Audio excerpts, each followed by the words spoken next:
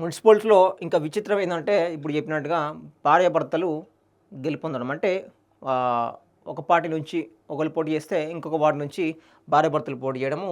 ఇంకా ముఖ్యంగా రామాయణపేట ఇది మెదక్ జిల్లా కిందకి వస్తుంది. రామాయణపేట మున్సిపాలిటీ మున్సిపల్ ఎన్నికల్లో కాంగ్రెస్ పార్టీ బలపరిచిన అభ్యర్థులు 1వ వార్డు నుంచి కాంగ్రెస్ అభ్యర్థి పోటీ చేస్తే లావణ్య విజయం సాధిస్తే 7వ వార్డు నుంచి వాళ్ళ భర్త పోటీ చేస్తే ఆయన కూడా గెలుపొందడం జరిగింది. ఇది రామాయంపేటకు సంబంధించి మెదక్ డిస్టిక్.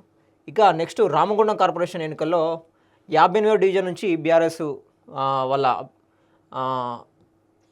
వాళ్ళ భర్త పోటీ చేస్తే 60 డివిజన్లో వాళ్ళ వైఫ్ పోటీ ఇచ్చింది. అంటే 58 అంటే పక్క పడ్డాయి, 58, 59, 60 అంటే అక్కడ కూడా వాళ్ళిద్దరూ విజయం సాధించడం జరిగింది. సో ఇక్కడ నెక్స్ట్ జోగులాంబ గద్వాల మున్సిపల్ ఎన్నిక కూడా ఇంకొక ఇద్దరు భార్యాభర్తలు వాళ్ళు కూడా వీళ్ళు బీజేపీ అధ్యక్షులు రామాంజనేయులు ఆయన సతీమణి మున్సిపల్ మాజీ చైర్మన్ కృష్ణవేణి ఇద్దరు బీజేపీ తరఫున పోటీ చేసి ఘన విజయం సాధించారు. అంటే బీజేపీ తరఫు నుంచినే 2 వార్డుల్లో పోటీ చేసి వైఫ్ అండ్ హస్బెండ్ కూడా ఇద్దరు బీజేపీ నుంచి కూడా గెలవడం జరిగింది. అంటే ఈ మూడు మున్సిపాలిటీలో రామగుండము